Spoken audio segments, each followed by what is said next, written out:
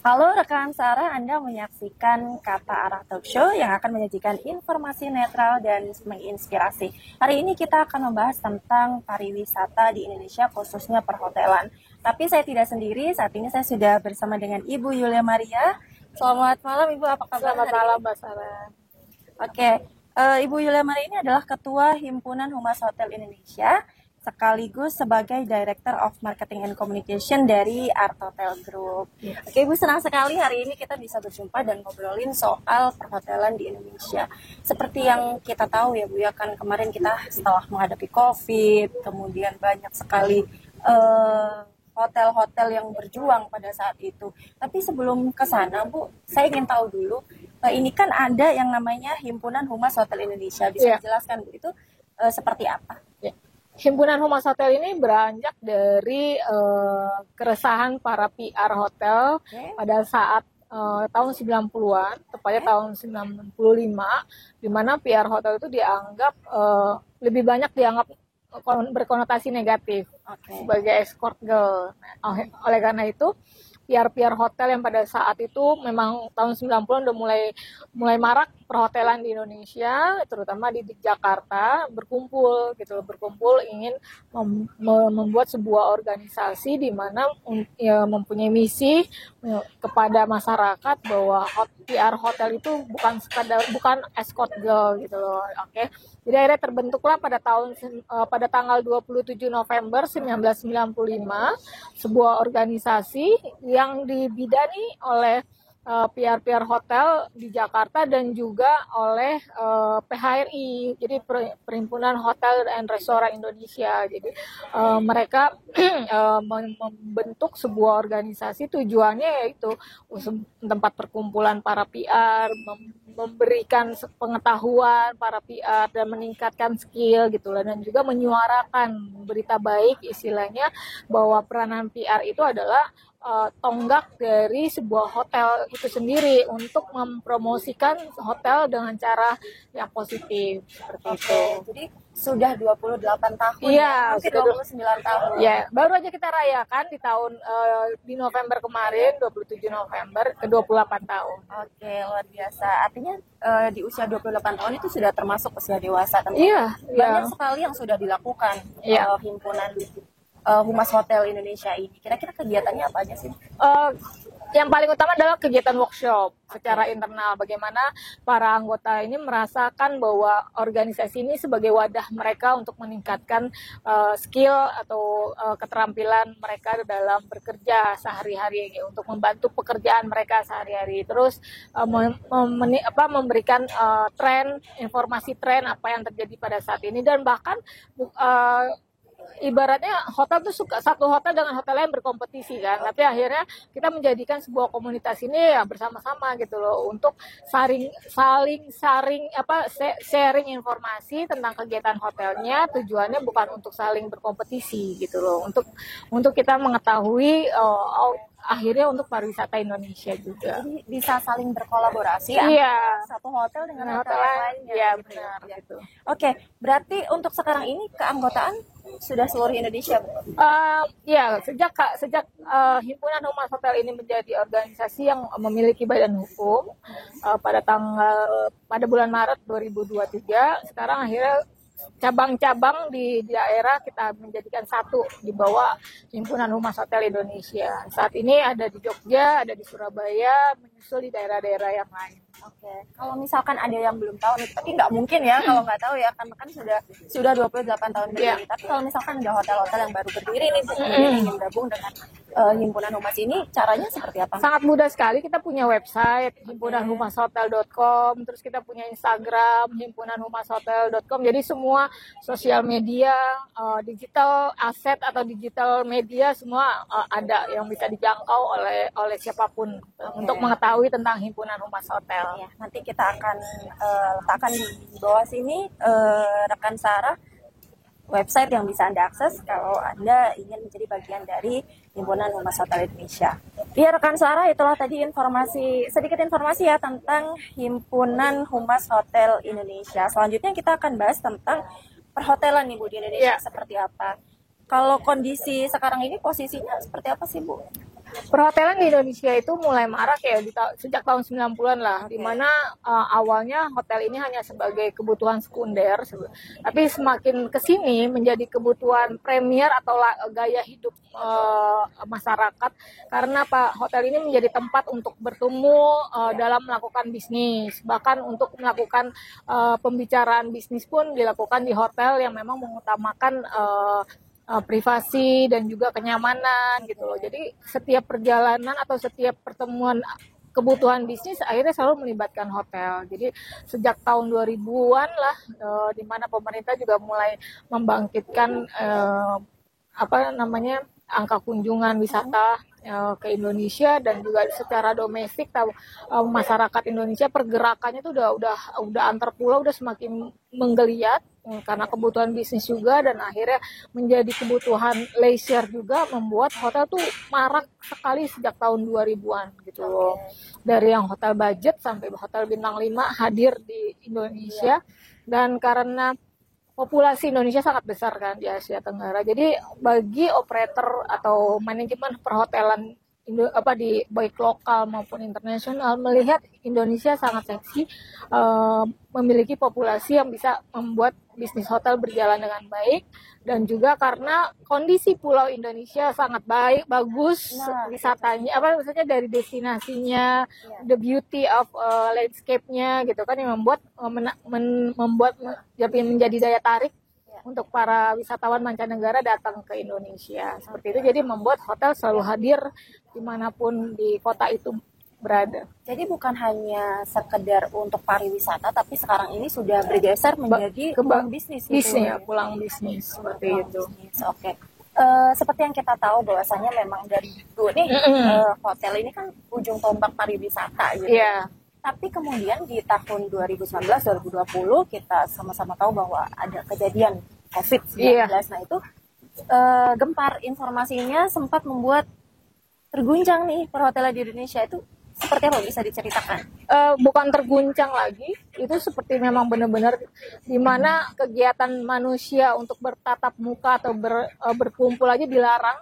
Itu benar-benar mengguncang perekonomian perhotelan gitu kan.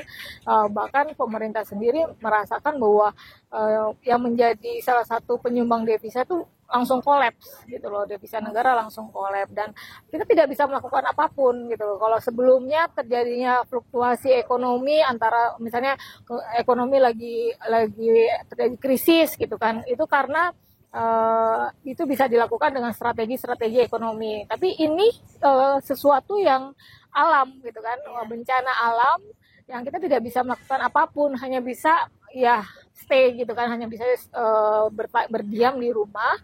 Jadi akhirnya memang hotel-hotel banyak yang tutup, dan penutupan hotel itu kalau bagi sebelum COVID itu kayak ada mismanagement itu sangat memalukan. Tapi kali ini ya memang kenyataannya gitu loh, harus ditutup, membuat banyak karyawan yang dirumahkan. Itu sangat-sangat sedih sekali. Tapi alhamdulillah jaringan hotel kami Artotel Group dengan dalam keadaan berjuang itu mendapatkan kesempatan gitu loh. Kami mendapatkan investor yang percaya bahwa kejadian COVID ini tidak membuat perhotelan Indonesia mati gitu loh. Bahkan akan terus berjalan gitu loh. Akan banyak akhirnya daya survive manusia itu kan jadi lebih tebal untuk melakukan sesuatu supaya akhirnya kegiatan di perhotelan itu hidup tetap gitu loh, karena memang udah menjadi bagian gaya hidup. Nah, ini itu yang membuat jaringan hotel kami di saat COVID melakukan strategi, karena dari mendapatkan kepercayaan dari investor, akhirnya pada saat 2022 mulai bangkit gitu loh, dengan membuat suatu terobosan dari bisnisnya. Oke. Gitu. Selain kepercayaan dari investor tadi, Bu, strategi apa yang kemudian dilakukan oleh para hotel gitu ya, perhotelan di Indonesia termasuk juga Art Hotel untuk bisa survive di situ? Kami bersyukur sekali ya kan pemerintah sangat memberikan perhatian kepada industri pariwisata ini. Makanya akhirnya banyak program-program pemerintah melalui Kementerian Pariwisata, seperti kalau misalnya ingat ada tempat untuk nakes. Terus ada isoman. Ya, itu adalah strategi-strategi ekonomi untuk bagaimana supaya perhotelan itu tetap hidup. Gitu. Jadi tetap jalan sampai kita ekspatriat gitu ya, ketika kalau lagi perjalanan dari luar negeri harus ditransit dulu, harus karantina, itu sebagai bagian dari strategi untuk tetap hotel berjalan ini. Kemudian di tahun 2022 banyak kemudian yang dikembangkan bisnisnya. Bisa diceritakan seperti apa? Jadi yang kami yang mendapatkan, misalnya jaringan hotel kami yang mendapatkan kepercayaan dari investor, akhirnya melakukan sebuah akuisisi. Jadi melakukan akuisisi kepada brand-brand yang memang tiarap lah gitu loh. Sementara hotelnya asetnya banyak gitu kan, tapi tidak bisa menggiatkan modalnya sudah ini, akhirnya kita mengakuisisi beberapa hotel supaya dia buka lagi, karyawannya dipekerjakan kembali dan membuka hotelnya untuk para tamu gitu. Dan itu mulai 2022 mulai naik gitu kan, seiring dengan COVID udah mulai mereda, walaupun masih ada fluktuatif, tapi mulai 2023 tuh kayak udah kembali normal dan mulai bahkan figur pendapatan hotel di tahun 2023 tuh udah balik kayak melebihi dari sebelum tahun 2019. Gitu. Nah, figur pendapatan hotel sudah melebihi dari tahun sebelumnya nih. Yang 2000 ya, sebelum COVID. Nah, itu kira-kira apa sih Bu pemicunya? Apakah ada tren nih? Tren misalkan anak sekarang kan kalau pusing dikit healing gitu. Benar ya. Gitu kan? Itu merubah. Jadi COVID ini juga satu sisi merubah gaya hidup, dalam arti gini. Yang namanya tren staycation di weekend itu dulu masuk kebutuhan luxury gitu. Tapi ternyata dengan adanya COVID, di mana keluarga, anak-anak kecil ini sekarang kan apa-apa kalau hotel nyari kolam renang gitu loh. Dan akhirnya yuk pergi, ada orang tua juga merasa bahwa ini cara healing gitu. Jadi Sabtu Minggu malah mereka, dan nggak perlu jauh-jauh keluar kota kalau nginep di hotel. Jadi di kotanya itu sendiri jadi ramai sekarang. Jadi pergeseran gaya hidup itu yang terjadi. Dari pergeseran itu kan ada istilah staycation, artinya kan stay di hotel itu, kemudian mereka nggak akan pergi kemana-mana, nggak keluar dari hotel, tapi menikmati fasilitas hotel. Tentu itu menjadi perhatian Bu, bagi hotel juga untuk menjadi perhatian. Jadi memang hotel itu banyak diminati, pertama location wise gitu, strategi lokasi. Kalau ternyata tidak punya fasilitas yang memang yang paling diminati kalau orang ke hotel, anak kecil pun kalau ibaratnya mau ke hotel tuh selalu identik dengan kolam renang gitu kan. Tapi kalau ternyata lokasinya strategi bisa menjangkau semua kebutuhan dekat mall atau apa, tapi hotelnya kecil, itu masih tetap diminati gitu loh, karena jangkauannya kayak gitu. Nanti kalau udah di yang resort area, pasti anak-anak itu butuhnya yang kolam renang. Jadi ada akhirnya pemikiran hotel ini harus dipenuhi kebutuhan fasilitas leisure-nya, karena memang demand marketnya membutuhkan itu gitu. Ada yang di hotel ini hanya untuk bisnis gitu kan, jadi dikembangkan meeting room yang banyak gitu kan, ruang terbuka yang banyak itu untuk demand memenuhi kebutuhan marketnya. Meskipun nih Bu di tahun 2023 sudah mulai kembali normal, bahkan lebih baik dibandingkan dengan sebelumnya, tapi tentu pasti ada nih tantangan atau misalkan ancaman mungkin yang bisa saja terjadi, karena kita nggak pernah prediksi kan, seperti COVID itu kan kita tidak prediksi. Nah itu kira-kira bagaimana cara, tantangannya apa, kemudian bagaimana cara?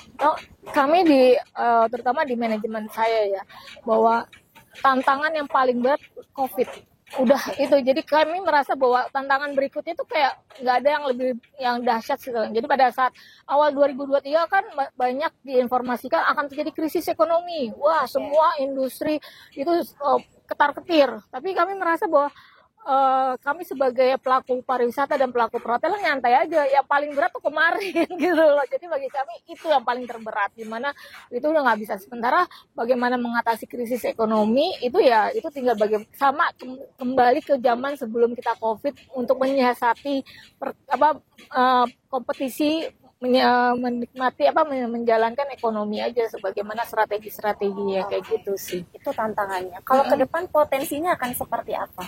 Potensinya ini udah terlihat sih. Balik lagi, COVID itu benar-benar pembelajaran bagi kami bahwa market Indonesia itu sangat besar. Domestic market sangat besar. Jadi kalau dilihat Kementerian Pariwisata kan selalu bilang liburan di Indonesia aja gitu loh. Jadi itu yang membuat, dan kami merasakan gitu loh, kalau bukan karena market Indonesia, hotel nggak akan bangkit gitu loh. Masyarakat Indonesia tuh kan udah mulai menyukai liburannya, staycation itu, jadi udah nggak perlu lagi di luar ketar-ketir krisis ekonomi gitu kan. Itu kita udah percaya bahwa dan alhamdulillah masyarakat Indonesia juga percaya sayang sama negaranya sendiri gitu loh. Ibaratnya kita juga apa yang didengungkan di Kementerian Pariwisata, ayo liburan ini, dan mereka menciptakan destinasi-destinasi baru, dan dengan hadirnya perkembangan KOL, influencer yang banyak memberikan informasi tentang ini destinasi ini gitu lah, itu membuat akhirnya sekarang geliat pariwisata tuh bahkan disumbang oleh domestik gitu. Okay. Satu lagi nih Bu, sebagai marketing communication dalam dunia perhotelan, terus kita kaitkan dengan keterbukaan informasi seperti sekarang ini, punya peran yang sangat penting nih para communication marketing atau marketing communication itu ya, dalam menginformasikan pariwisata khususnya perhotelan di Indonesia. Apa pesan dari Ibu selaku sekaligus ketua himpunan? Yang pasti marketing communication itu harus sebelum ke marketing communication, industri hotel ini merupakan industri yang sangat menikmati perkembangan teknologi. Pada saat hadirnya internet, www itu dulu untuk mencapai menyuarakan atau mempromosikan hotel itu ke Amerika itu melewat sistem yang berat, yang mahal, hanya hotel-hotel bintang 5 yang bisa. Tapi ketika hadirnya internet dan kita bisa langsung masuk ke dalam Google, itulah yang membuat kami selalu berprinsip bahwa website itu adalah pintu gerbangnya hotel kita. Jadi memang Markom harus benar-benar bisa mengerti tentang digital marketing, karena kita mempromosikan itu semua lewat online, lewat digital, bahkan tidak hanya untuk market yang domestik aja, bisa menyampai ke seluruh dunia tanpa batas kan. Itu yang membuat sekarang kelebihannya era sekarang dibanding zaman dulu. Oke, menarik sekali, luar biasa sekali rekan Sarah. Namun sayang kita terbatas durasi, tetapi informasi yang sudah disampaikan itu sangat luar biasa, yang bisa saya ambil bahwasannya perhotelan itu membawa dampak besar bagi perekonomian di Indonesia. Oleh karena itu, untuk rekan-rekan Sarah semuanya yang saat ini sedang menonton, kalau liburan di Indonesia aja gitu ya Bu ya. Hotel-hotel kita sudah sangat bagus, menarik, fasilitasnya lengkap. Rekan Sarah bisa menikmati liburannya di hotel-hotel yang ada di Indonesia. Ibu, terima kasih banyak. Terima kasih Mbak atas kesempatannya. Ya, sebagai Ketua Himpunan Humas Hotel Indonesia, sekaligus sebagai Director of Marketing and Communication Artotel Group. Semoga lain waktu kita bisa ngobrol soal hal lain, termasuk juga perhotelan dari pariwisata yang ada di Indonesia. Terima kasih banyak rekan Sarah. Demikian diskusi kita hari ini. Kita ketemu lagi dalam program Kata Arah Talk Show selanjutnya. Saya Dina Raca, pamit undur diri. Terima kasih dan sampai jumpa.